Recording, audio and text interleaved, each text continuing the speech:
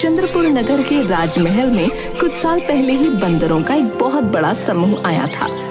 बंदरों का समूह बगीचे में पेड़ों से गिरे फलों को खाता और राजमहल से रोज बचा हुआ भोजन जो उन्हें दिया जाता उसे खाकर अपनी जिंदगी गुजार रहा था। सरदार, तुमने तो हमारी जिंदगी ही बदल दी। अगर तुम्हारी बात मानकर हम इस राजमहल में ना आते तो आज बाकी बंदरों की तरह जंगल और नगरों की धूल खा रहे होते। कितनी मेहनत भरी जिंदगी होती है वहाँ। तुम सबने मुझ पर विश्वास किया और मुझे अपने समूह का सरदार बनाया है, तो मेरा फर्ज बनता है हमेशा तुम सबका भला सोचने और तुम सबकी देखभाल करने का। सरदार, तुम्हारे कहने पर ही हम सब चंद्रपुर आए और इस राजमहल में शरण ली। तुम्हारी बात मानकर हमने कभी पेड़ों पर लगे फलों को तोड़कर खाने की कोशिश नहीं की। जो कुछ भी पेड़ से गिरता हम वही खा लेते और उसका नतीजा ये है कि महल के सेवकों ने कभी हमें महल से भगाने की कोशिश नहीं की, बल्कि वो सब तो खुशी खुशी हमें महल का बचा हुआ स्वादिष्ट भोजन भी देते हैं। हाँ, जिसके कारण हम सब इतने हृष्ट पुष्ट हो गए हैं। सभी बंदर ठहाके लगाकर हंसने लगे। वनराज एक बूढ़ा लेकिन बहुत ही ज्यादा बुद्धिमान बंदर था और समय समय पर अपना परामर्श बंदरों के समूह को दिया करता था। वनराज की बुद्धिमानी की वजह से बंदरों का समूह आराम की जिंदगी बिता रहा था। राजमहल के किसी भी सदस्य को बंदरों के समूह से आपत्ति नहीं थी, इसलिए उनका जीवन सुखपूर्वक बीत रहा था। एक दिन राजमहल में महाराज अपने मंत्री से बोले, मंत्री जी, राजकुमार को भेड़ बहुत पसंद है।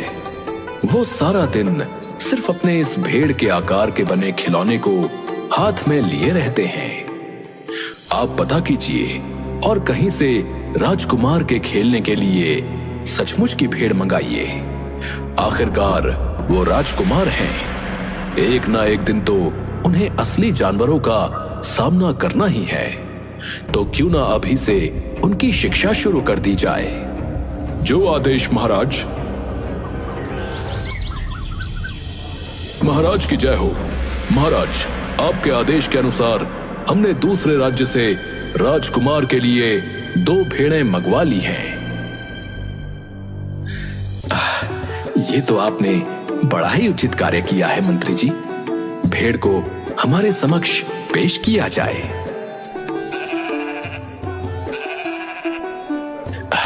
मंत्री जी, ये भेड़ें तो बड़ी ही अच्छी नस्ल की लग रही हैं। महाराज, हमने जिस राज्य से इन्हें मंगवाया है वो राज्य अपनी अच्छी नस्ल की भेड़ों के लिए ही प्रसिद्ध है। उस दिन के बाद से एक प्रशिक्षित व्यक्ति की निगरानी में राजकुमार भेड़ के साथ खेलने और समय व्यतीत करने लगे थे। अब राजकुमार का सबसे प्रिय साथी ये दोनों भेड़ थे। दोनों भेड़ों में से एक भेड़ बहुत ही चटोरी थी। जब मन करता रसोई में घुस जाती और खाने की जो चीज मिलती उसे खा लेती। इस चटोरी भेड़ ने तो मुझे परेशान कर रखा है। जब देखो तब रसोई घर में आता है और जो भी खाने की चीज मिलती है उसे खा लेता है। मुझे हर समय इसकी निगरानी करनी पड़ती है। तभी वो चटोरी भेड़ फिर से रसोई घर में आती है और महाराज के लिए तैयार किया हुआ भोजन देख उस पर कूद जाती है, जिसके परिणाम स्वरूप बाकी का भोजन गिर जाता है। रसोइया गुस्से में हाथ में लिया हुआ बर्तन भेड़ को फेंक कर मारता है। वनराज रसोई घर के बाहर लगे पेड़ पर बैठा ये सब देख रहा था। सत्यानाश हो इस भेड़ का। इतनी देर मेहनत करके महाराज के लिए स्वादिष्ट भोजन बनाया था और इस लालची ने सब कुछ बर्बाद कर दिया। अब हमें दोबारा से महाराज के लिए भोजन तैयार करना होगा, वो भी इतने कम समय में। ये सब जो कुछ भी हो रहा है वो उचित नहीं है। कहीं रसोइये और भेड़ की तनातनी हम बंदरों के विनाश का कारण न बन जाए। ये चतुर भेड़ तो खाने के लोभ में कभी भी रसोई घर में चला जाता है। यदि किसी दिन क्रोधवश रसोइये ने चूल्हे की जलती हुई लकड़ी उस पर फेंक दी तो अनर्थ हो जाएगा। सरदार, आप इतना चिंतित क्यों हो रहे हैं? इन चीजों से हमें क्या फर्क पड़ता है? ये तो रसोइये और भेड़ के बीच का मामला है, हमें इसमें नहीं पड़ना चाहिए। तुम समझ नहीं रहे हो। अगर रसोइये ने गुस्से में चूल्हे की जलती हुई लकड़ी उस भेड़ पर फेंक दी तो भेड़ का शरीर तुरंत आग पकड़ लेगा और आग की जलन से भेड़ इधर उधर अपनी आग बुझाने के लिए भागना शुरू करेगी। तुमने देखा है कि रसोई घर के सबसे पास घोड़ों का अस्तबल है और वो अस्तबल सूखी हुई घास से भरा हुआ है। अगर भेड़ गलती से भी उस अस्तबल में चली गई तो वो अस्तबल धधक उठेगा, घोड़े जल जाएंगे, बहुत अनर्थ हो जाएगा और घोड़ों का जलना हम बंदरों का काल बन जाएगा। मुझे लगता है सरदार, आप कुछ ज्यादा ही विचार कर रहे हैं। वनराज कुछ भी नहीं बोलता। रात के समय जब पूरा समूह सो चुका होता है, उस वक्त भी वनराज की आंखों में नींद नहीं होती। ये बात उसे परेशान कर रही होती है।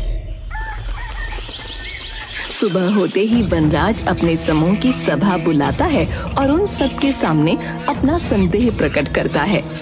मुझे ऐसा लगता है कि रसोइये और भेड़ के बीच की लड़ाई और आगे बढ़े उससे पूर्व ही हमें राजमहल को छोड़ देना चाहिए, क्योंकि इन दोनों के बीच की लड़ाई हमारे लिए प्राण घातक सिद्ध हो सकती है और हमारा विनाश निश्चित है।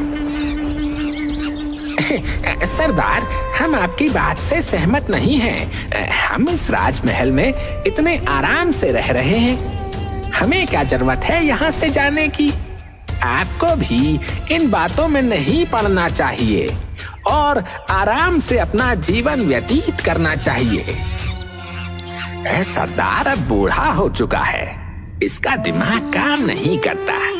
हमारी अच्छी भली आराम की जिंदगी चल रही है, फिर भी न जाने क्यों इसे ये राजमहल छोड़कर जाना है। मुझे तो लगता है कि सरदार अब बूढ़ा हो गया है, इसलिए उसका दिमाग काम नहीं करता। जब वनराज ने ये बातें सुनी तो उसने तत्काल राजमहल छोड़ दिया।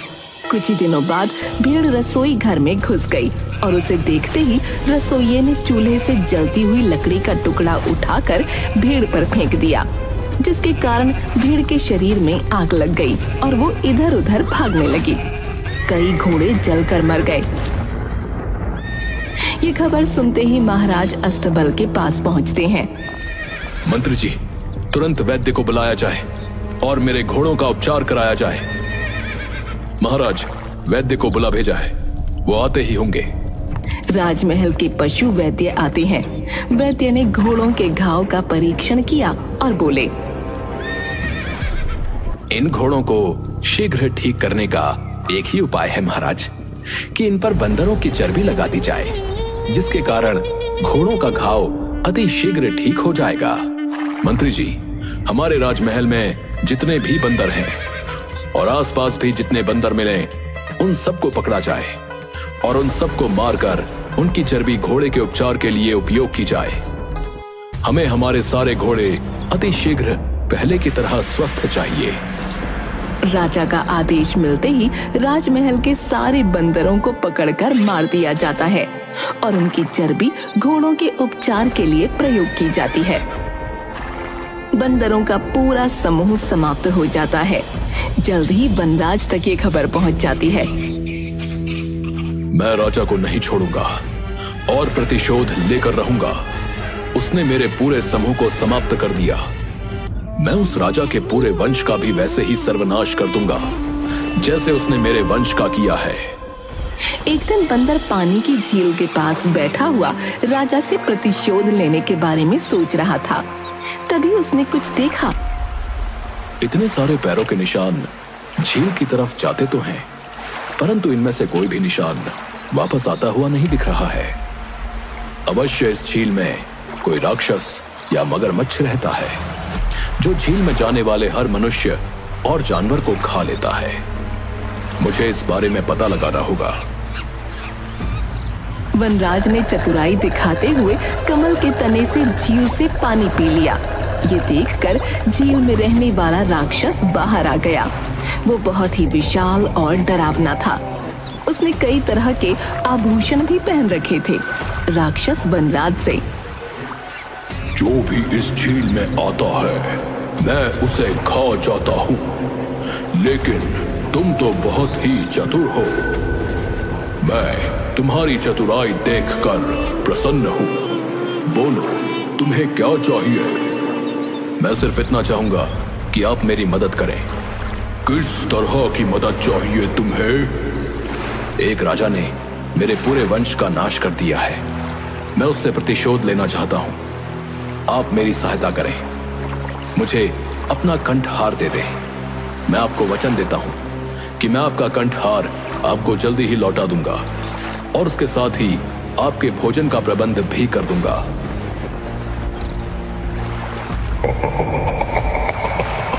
ये तो तुम मेरी मदद कर रहे हो, मेरे लिए भोजन का प्रबंध कर रहे हो। उचित है। राक्षस वनराज को अपना कंठहार दे देता है।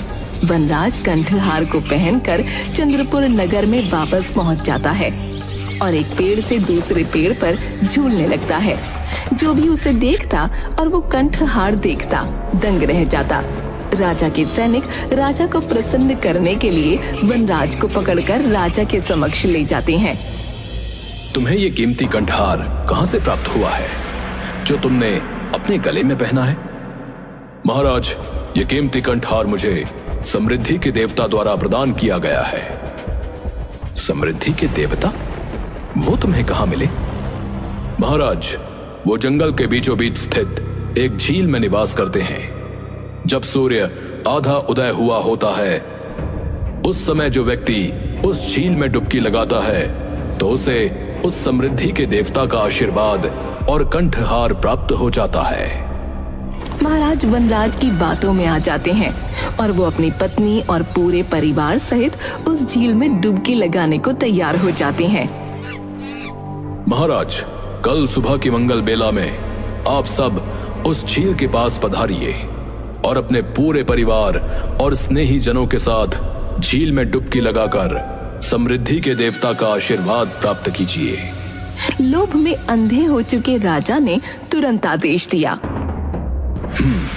कल सुबह हम अपनी महारानी, पुत्र, परिवारजन, मंत्रियों और सेवकों सहित उस झील पर जाएंगे और वहां जब आधा सूर्योदय हुआ होगा उस समय झील में डुबकी लगाकर समृद्धि के देवता का आशीर्वाद प्राप्त करेंगे और साथ ही कंठहार भी।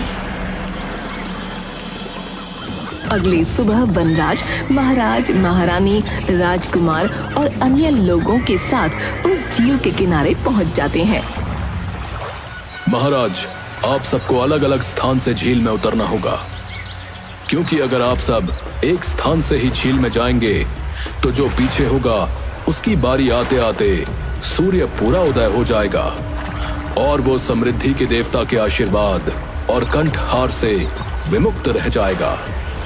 इसलिए उपयुक्त यही रहेगा कि आप सभी अलग अलग स्थान से एक साथ झील में प्रवेश करें और समृद्धि के देवता का आशीर्वाद और अद्भुत कंठहार प्राप्त करें। महाराज, परंतु आप सबके जाने के बाद अंत में झील में उतरिएगा। महाराज अपने साथ आए हुए सभी लोगों को झील में उतरने का आदेश देते हैं। सब अलग अलग स्थान से झील में उतरते हैं और राक्षस द्वारा खा लिए जाते हैं। जब कुछ देर तक कोई बाहर नहीं आता तो महाराज चिंतित होकर वनराज से, वनराज, महारानी, राजकुमार, राजकुमारी, मेरे परिवारजन, मंत्री, सेवक अभी तक बाहर नहीं आए। कितना समय लगेगा उन्हें? मैं कब इस झील के अंदर जाऊंगा? वनराज एक पेड़ पर चढ़ जाता है और बोलता है, अरे दुष्ट राजन, तुम्हारा समस्त परिवार, मंत्री और सेवक सबको राक्षस ने खा लिया है। तुमने मेरे पूरे परिवार को मौत के घाट उतारा था। आज मैंने उन सब की मृत्यु का प्रतिशोध तुमसे लिया है। जिस तरह मैं अपने पूरे परिवार और समूह के बिना अकेला अपना जीवन व्यतीत कर रहा हूं, इसी तरह तुम भी अब से अपना जीवन अकेले ही व्यतीत करोगे और अपने किए पर पछताओगे। तुमने एक जीव के प्राण बचाने के लिए दूसरे जीव की हत्या कर दी। एक बार भी ये नहीं सोचा कि वो घोड़े तो तुम्हें प्रिय हैं, लेकिन बेचारे बंदरों का क्या? इसलिए तुमने उन निर्दोष बंदरों का वध कर दिया। मुझे अपने किए पर बहुत पछतावा है। मैंने जो किया वो गलत था। तुम मुझे क्षमा कर दो। वनराज वहां से चला जाता है और महाराज भी अपने किए पर पछताते हुए अपने प्रियजनों के वियोग में मानसिक रूप से प्रभावित होते हैं और पागल हो जाते हैं। उसके बाद कभी किसी ने वनराज को नहीं देखा। बुरे कर्मों का फल हमेशा बुरा ही होता है।